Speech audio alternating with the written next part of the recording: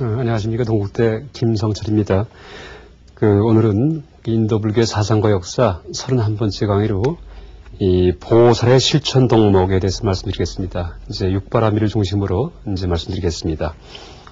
지난 시간에 무슨 말씀드렸냐 하면은 이 대승불교의 탄생 과정에 대해서, 그리고 대승불교의 이 사상은 어떤 성격을 갖고 있는 것인지에 대해서 말씀드렸습니다. 그래서 지난 시간에 말씀드렸듯이 대승불교는 새롭게 만들어진 불교라기보다도 초기 불교의 논리적 귀결이다라고 얘기할 수 있다고 이제 말할 수 있습니다. 그래서 이 대승이라고 할 때 이 대자 의미는 두 가지가 있는데요. 하나가 이 비단 출가하신 스님들만이 아니고 일반 재가신자까지도 포괄하는, 또 재가신자 사람만이 아니고 모든 짐승까지 혹은 천신까지 모든 생명체가 다 이 불교의 이제 중심부에서 신행 활동을 할 수 있게끔 하는 이제 그런 범위가 넓은 불교다라고 얘기할 수가 있고요. 그러니까 대자 의미가 일단 첫 번째는 범위를 얘기합니다. 그러니까 제도할 수 있는 대상의 범위를 얘기하고요. 또 하나는 목표가 원대하다 하는 의미에서의 대승이다라고 얘기합니다. 무슨 얘기냐 하면은 소승불교일 경우에는 이 소승수행자는 절대 부처가 될 수가 없죠. 그러니까 부처님은 지혜와 복을 다 갖춘 분인데, 이 소승수행자일 경우에는 지혜는 부처님과 같이 이 열반의 지혜를 얻으셨지만은 그 복은 전생에 수억 겁, 무량겁 동안 쌓아야지만 생기는 것이기 때문에 복은 부처님보다 못합니다.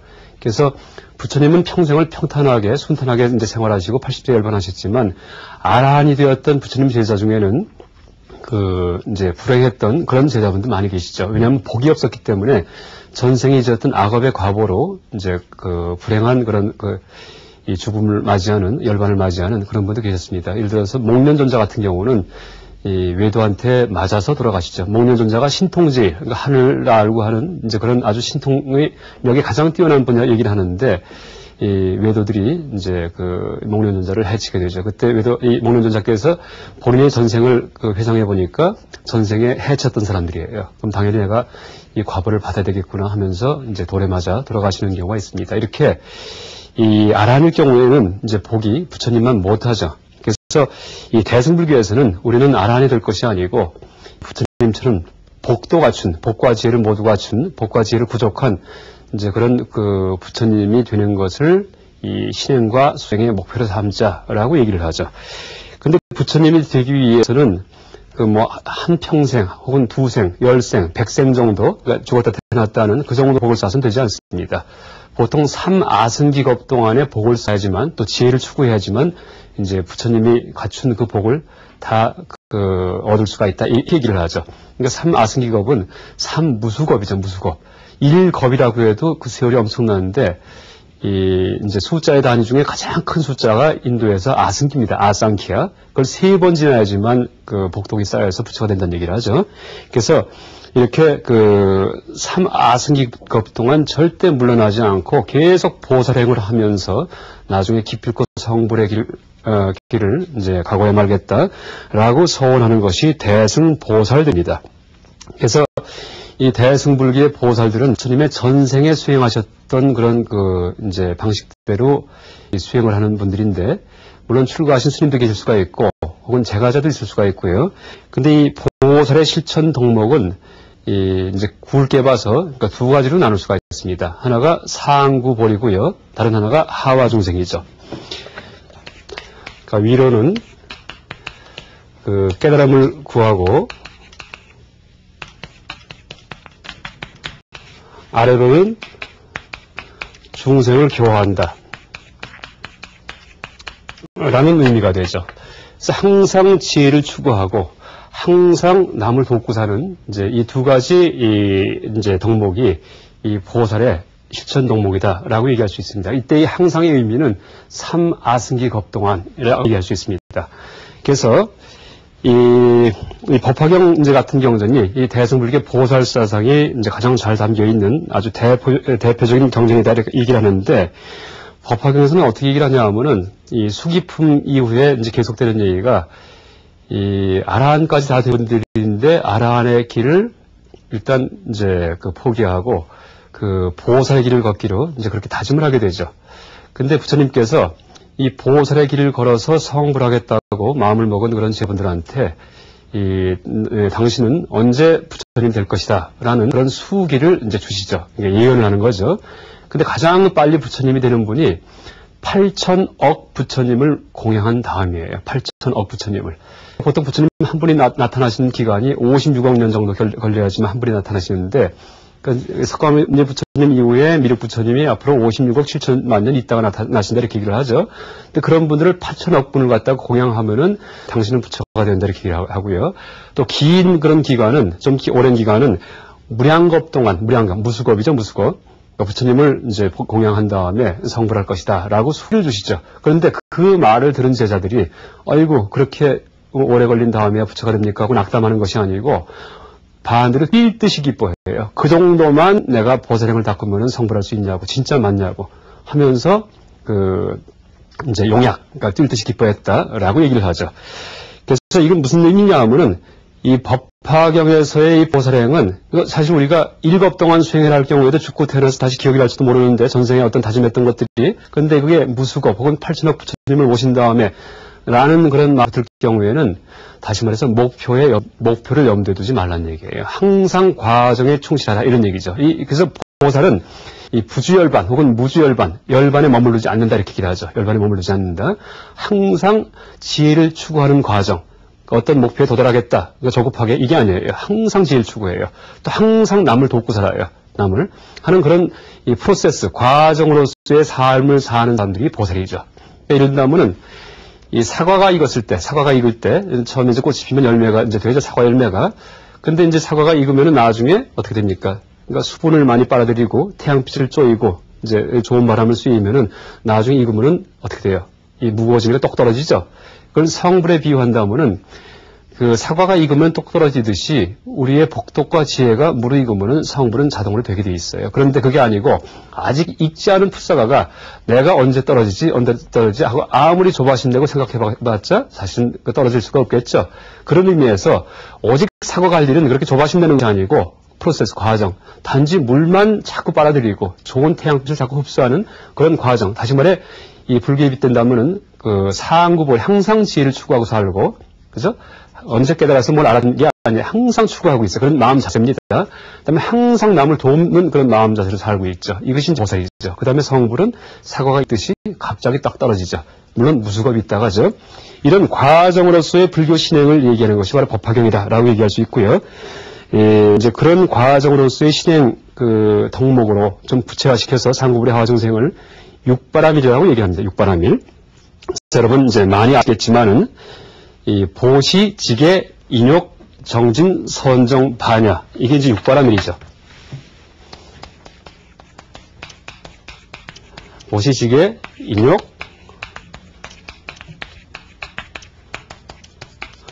선정, 반야. 그런데 여기에 바람일자가 안 붙을 경우에는 아무리 많이 베풀고 아무리 계를 짓고 아무리 참고 아무리 정진해봤자 절대 해탈하지 못한다 이렇게 얘기를 합니다. 열반하지 못한다. 왜? 이제 이것은 천상, 그러니까 하늘나라에 태어날 뿐이지. 그러니까 기껏해야 3계 세계 내에 있는 보다 좋은 행복한 세계에 태어날 뿐이지 열반은 안 됩니다. 왜냐하면은 궁에 대한 조망이 들어가지 않기 때문에, 또 하나가 대비심이 없기 때문이에요. 그래서 이제 이 바람일자가 붙은 그 의미하고 바람일자가 떨어진 앞에 6가지 덕목하고는 의미가 다릅니다. 그래서 바람일의 의미 속에는 바로 이 상구보리와 하와 중생의 이 의미가 2가지가 다 포함이 되어 있습니다. 그러니까 보살의 의미죠. 그래서 바람일자가 없을 경우는 아무리 베풀어도 하늘나라뿐이 못 태어나죠. 근데 바람일이 붙으면은 보시바람일, 베푸는 바람일을 함으로써 나중에 이제 결국 성불, 부처님이 될 수가 있다. 이렇게 얘기를 하죠. 그래서 이 바람일의 의미에는 하나가 이제 이 상구보리는 공에 대한 조망, 공성에 대한 조망, 일체 모든 존재가 다 실체가 없다는 그런 조망이죠. 지혜죠, 지혜. 이때 지혜는 어떤 지식이 얻어지는 것이 아니고 해체의 지혜다 이렇게 얘기를 할 수 있죠. 그러니까 고정관념 해체시키는 거예요. 뭐가 있다는 생각을 해체시키는 거죠. 이런 지혜를 항상 추구하고 살고, 또 하나가 뭡니까? 자비입니다, 자비. 하와중생. 그래서 공과 자비라는 이 2가지 의미가 포함된 것이 바로 바람일입니다, 바람일. 그래서 공과 자비의 조망하에서 베풀어라 이런 얘기죠. 공과 자비의 조망하에서. 그래서 이 바람일이 안 될 경우에는 그냥 베풀기만 할 경우에 이때는 티를 낼 수가 있고 잘난 체 할 수가 있어요. 그래서 이 보시를 두 가지로 나누는데 부정시가 있고 정시가 있다 이렇게 얘기를 합니다. 부정은 깨끗하지 못한 보시고요. 정시는 깨끗한 보시다 이렇게 얘기를 하죠. 그래서 이제 부정시일 경우에는 이제 보통 바람일이 안 된 보시죠. 중생에 대한 대비심도 없고 자비심도 없고 그 다음에 그러니까 이때 중생은 모든 생명체입니다. 비단 사람만이 아니고 모든 살아있는 그런 생명에 대한 자비심이죠. 또 하나가 공성에 대한 어떤 자각도 안 돼 있어요. 일체가 다 공하다 하는 그런 지혜도 열리지가 않았어요. 단지 남한테 베푸는 것이 좋구나 참 하는 이제 그런 생각만 갖고 남에게 베풀 경우에 이것을 부정시다, 깨끗하지 못한 더러운 보시다 이렇게 얘기하죠. 물론 베풀지 않는 것보다는 당연히 낫지만은 이건 이제 부정시다 얘기하는데 어떻게 얘기를 하냐면은 이 부정시는 예를 들어 갖고 이제 남에게 자랑하기 위해서 보시하는 거. 그 다음에 이제 남이 누구한테 베풀었기 때문에 어떤 시기심에서 나는 더 많이 베풀 수 있다는 그런 질투심에서 베푸는 거, 이런 것들이요. 그 다음에 베푼 다음에 흐뭇하고 뽐내는 거. 이게 전부 다 부정시에 들어갑니다. 그런데 이 보시 바람일이 될 경우가 바로 정시죠. 깨끗한 보시가 되는데 이때는 삼륜이 청정해야 된다. 이렇게 얘기를 하죠. 삼륜 청정. 세 가지 바퀴가 청정하다 이런 얘기인데 그때 세 가지 바퀴는 주는 자, 그러니까 베푸는 자죠. 그 다음에 또 하나가 받는 사람, 받는 자, 또 하나가 베푸는 물건. 이 세 가지가 다 실체가 없다, 공하다라는 자각하에 베풀어라 이렇게 얘기를 하죠. 그래서 삼륜 청정하에서 베푸는 이제 보시만이 진정한 보시다. 그게 바로 보시 바람이요. 이때는 남한테 베풀고도 티내지를 않아요. 자랑스럽하지도 않고요. 그래서 사실 우리가 남한테 베푸는 게 좋은 그런 일이라 얘기를 하지만은 거꾸로는 남한테 베풀면서 상대방한테 모욕감을 줄 수도 있고, 그렇죠? 아니면 내가 우쭐해갖고 우월감을 가질 수도 있고, 아니면은 내가 내세에 좀 좋은데 태어나려고 이제 많이 이 돈을 갖다가 누굴 한테 시사한다든지 하는 이제 그런 세속적인 마음에서 이제 베풀 수도 있겠죠. 근데 불교에서는 이 보살사상에서는 그것은 진정한 품이 아니다. 물론 안 베푸는 사람보다, 그걸 비난하면서 안 베푸는 사람보다는 더 낫죠. 일단 티내고 베푸는 게 더 좋은 베품은 티나지 않은 베품, 다시 말해 보시 바람이다 이렇게 얘기를 하죠. 그래서 금강경에서는 무주상 보시하라 이렇게 얘기해요. 무주상 보시. 금강경에서는 이 보시 바람이를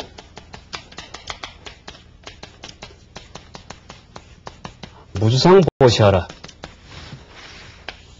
그러니까 상에 머물지 말고, 그러니까 티내지 말고, 그 다음에 베풀어라 이렇게 얘기를 하죠. 근데 이때 무주상의 의미가 바로 바람일입니다. 바람일. 그러니까 바람일 중에 공성에 대한 조망이죠. 또 자비가 되어 있을 경우에는 무주상이 됩니다. 무주상. 그래서 무슨 얘기냐 하면은 좀 쉬운 비유로 열반경에서는 이제 이 무주상 보시 혹은 보시 바람일을 어떻게 비유하냐 하면은 어머니 혹은 아버지가 외아들을 대할 때의 그런 마음가짐으로 베푸는 것이 바로 무주상 보시다 이렇게 얘기를 하죠. 외아들을 대할 때. 그래서 예를 들어 갖고 어떤 외아들이 있으면은 이제 그죠? 자손 없는 사람이 얼마나 애주중지하겠어요. 근데 이 어린아이가 길에 나가 놀다가 이제 다쳤어요, 크게. 그럴 경우에 어머니가 치료를 해주겠죠. 어린아이를 갖다가. 그런 다음에 이제 어린아이가 그러니까 저녁에 잠이 들었는데 이제 요새식으로 표현을 해가지고 어머니가 이제 저녁에 아이 잠든 사이에 자기 책상 위에 앉아갖고 일기를 쓰는데 뭐라고 쓰냐 하면은 나는 참 오늘 좋은 일을 했다. 우리 애를 다친 걸 치료해줬기 때문에 마음이 참 흐뭇하다. 라고 쓸 리가 없죠. 만약에 그렇게 쓴다면 그냥 어머니도 아니에요. 옆집 아줌마도 그렇게 안 하죠. 그건 무슨 얘기냐 하면은 무주상 보시에서는 자기 자신한테도 잘했다는 생각이 안 듭니다. 그것은요. 내가 착한 일 했다는 생각이 안 드는 그런 보시가 그게 무주상 보시예요. 나도 모르는 거예요. 보통 이제 기독교에서도 이런 무주상 보시에 대해서 얘기를 하죠. 오른손이 하는 일을 왼손이 모르게 하라. 이게 이제 무주상 보시. 그러니까 금강경에서 얘기하는 티내지 말고 베풀어라. 라는 의미와 이제 같은 맥락이다. 라고 이제 흔히 얘기를 하죠. 참 좋은 얘기를 한데. 근데 이것을 불교적으로 조금 더 엄밀하게 표현한다면은 오른손이 하는 일을 오른손도 모르게 하라. 이렇게 해야 됩니다. 그러니까 내가 한 착한 일을 나도 몰라야 됩니다. 마치 외아들을 치료해준 어머니처럼. 외아들을 치료해준 어머니는 자기가 잘했다는 생각이 없어요. 그렇게 치료해준 다음에도 계속 마음이 슬 뿐이죠. 그래서 이게 보살의 보시행이다 이렇게 얘기를 하죠. 그래서 물론 이제 이게 상당히 높은 목표죠. 그래서 누가 그렇게 할 수 있는 사람이 있겠느냐. 그래서 불교에서는 물론 이제 그렇게 할 수만 있다면 좋겠지만은 그렇게 못할 경우는 그것을 지상 목표로 삼아서 그런 마음이 안 됐을 경우에는 다만 남한테 베풀고 나서도 내가 반성할 것만이 있지. 내가 흐뭇하고 기쁘고 베푼 거에 대해서 이럴 경우에는 그 과보를 다 받은 거예요. 그러니까 남한테 베푼 다음에 베푼 것만이 아니고 나한테도 어떻게 돼요? 흐뭇함과 기분 좋음과 또 내세의 어떤 그 착한 일을 했기 때문에 어떤 이 좋은 과보를 받는다는 그런 보답이 돌아올 수가 있죠. 그러면 어떻게 돼요? 시장에서의 상거래와 같다 이렇게 얘기를 합니다. 주고받는 거예요. 기브 앤 테이크. 그러니까 플러스 마이너스 제로예요. 남한테 해준 게 없죠. 그래서 보통 우리가 그 거린들이 적선하세요 이렇게 얘기를 하죠. 적자가 쌓을 적자, 선자가 착할 선자인데 착함을 쌓으세요 라는 이제 말이죠. 근데 그건 무슨 얘기냐 하면은 그 거린에게 이 보시를 할 경우에는 당신은 착한 일을 했기 때문에 나중에 그 선이 쌓여서 인과응보의 세계에서 좋은 데 태어납니다. 이런 얘기입니다. 그래서 이 적선이란 말 자체가 불교의 인과응보의 교리가 그 들어가 있는 말이죠. 근데 그런 식의 적선일 경우에는 어떻게 돼요? 내가 남한테 베풀고 나서 내가 내에서 좋은 겁을 받으니까 주고받고 상거래와 같은 거예요. 물론 안 베푸는 것보다는 낫죠. 훨씬 낫지만은 실제는 상거래와 같은 베품이 아니고 베풀고 나서도 항상 대비심, 항상 슬프고 항상 중생에 대한 연민의 마음이 있는 그러니까 타인에 대한 이제 그런 베품이 진정한 베품이다라고 얘기할 수가 있겠죠. 이것이 이제 무주상보시의 이제 의미입니다. 그래서 이제 이 육바라밀을 설명하는 이 논서 중에 이 대지도론이라는 논서가 있는데 여기에서는 이 무주상보시 다시 말해 보시바라밀에서는 그러니까 물건도 남에게 줘버리지만은, 그러니까 물건을 버리는 거죠. 남한테 자기가 갖고 있던 물건도 주는 거예요. 그렇지만 또 하나 버리는 게 있어요.